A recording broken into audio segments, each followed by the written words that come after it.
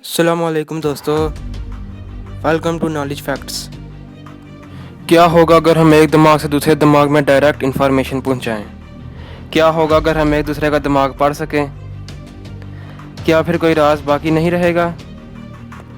क्या फिर mind control possible हो जाएगा? क्या हर कोई जान सकेगा कि आपके दिमाग में क्या है? अगर देखा जाए तो जिस तरीके से हम कम्युनिकेशन करते हैं वो तरीके बहुत सुस्त हैं। आप सोच रहे होंगे कि एक फ़ोन कॉल और एक मैसेज से लाखों किलोमीटर दूर बैठा इंसान मिनटों में सुन सकता है और जवाब भी दे सकता है। तो ये तरीका सुस्त किस तरह हुआ? जब कोई सोच आपके जहन में आती है, आप उसे कहते हैं या टाइप करते हैं तो ये कुछ वक्त लेती है, लेकिन हमारा दिमाग इससे भी ज़्यादा तेज़ है। एक दिन के अंदर आपके दिमाग के अंदर तकरीबन 50,000 और एक मिनट के अंदर 35 सोचें आती हैं, लेकिन आप इन सब को टाइप नहीं कर सकते और ना ही आप इन्हें अल्फाज में अपने बोल सकते हैं। हम बहुत तेज़ रफ्तार से दूसरों तक मालूमात पहुंचा सकते हैं अगर हम अपने ख्यालात सीधा दूसरों के दिमाग में मुंतकिल करें। जब छोटे डिजिटल आलात हमारे दिमाग में लगाए जाएं और हमारे न्यूरॉन्स के साथ रहें तो ये कहा जा सकता है कि हम दूसरों के दिमाग में सिग्नल भेज सकेंगे और इन्हें वसूल भी कर सकेंगे। अगर हम सोचों के जरिए कम्युनिकेट करने लगे तो हम एक बहुत बड़े दिमाग को चलाने वाले नेटवर्क में तब्दील हो जाएंगे, जिसके ऊपर हम इंफॉर्मेशन डाल सकेंगे, इस पर तबसरा कर सकेंगे और तनकीद भी कर सकेंगे। इंसानियत और ज़्यादा जदीद हो जाएगी क्योंकि ज़्यादा लोग अपने ख्यालात शेयर कर पाएंगे। ये हमारी टेक्नोलॉजी को इस हद तक तरक्की देगी जो अभी हम तसव्वुर भी नहीं कर सकते। अपने नॉलेज को सोचों के जरिए दूसरों में मुंतकिल करने से ज़्यादा तरक्की याफ्ता हो जाएंगे। इससे तमाम फौजी ढांचे को भी बहुत फ़ायदा होगा। बहुत बड़े फौजी दस्ते आपस में कनेक्ट रहेंगे।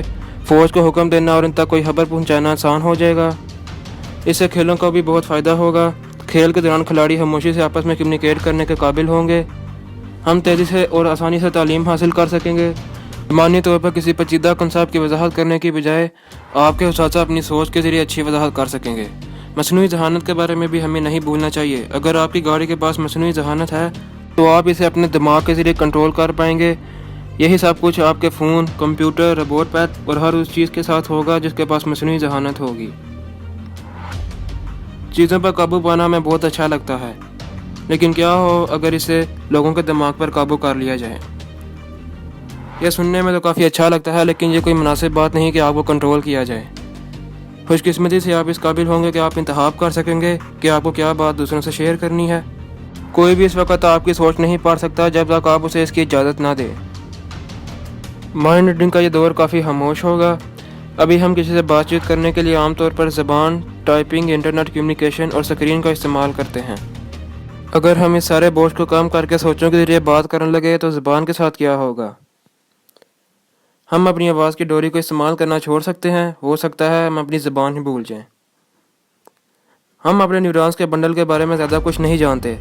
हम मुकम्मल तौर पर नहीं जानते कि हम सोते क्यों हैं, लेकिन हम अपने दिमाग को पढ़ना ज़रूर जानते हैं।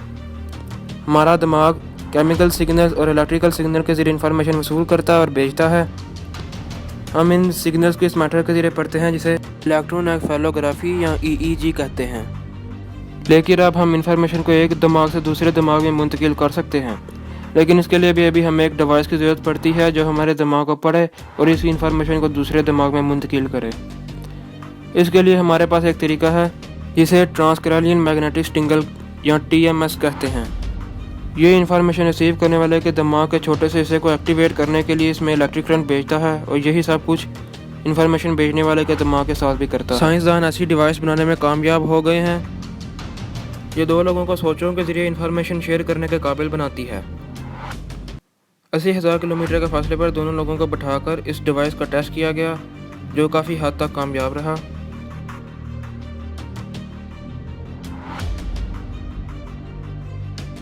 इसका सबसे बड़ा फ़ायदा ये होगा कि हम ऐसे लोगों से बात करने के काबिल हो जाएंगे जो किसी हद से या बीमारी की वजह से बोलने के काबिल नहीं रहे।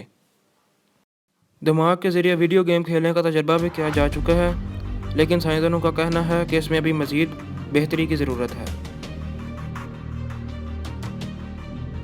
उम्मीद करता हूँ आज की वीडियो आपके लिए काफ़ी इन्फॉर्मेटिव साबित हुई होगी और आपको पसंद आई होगी।